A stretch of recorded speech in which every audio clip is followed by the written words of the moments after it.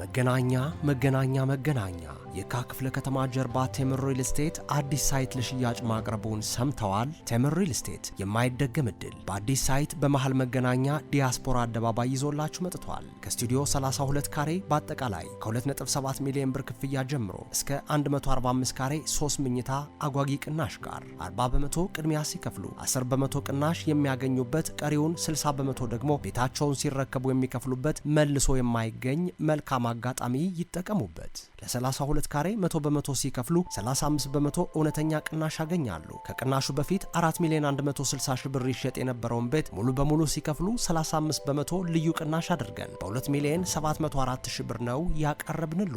ያሉን ቤቶች ውስን ስለሆኑ ፈጥነው የድሉ ተጠቃሚ ሁኑ።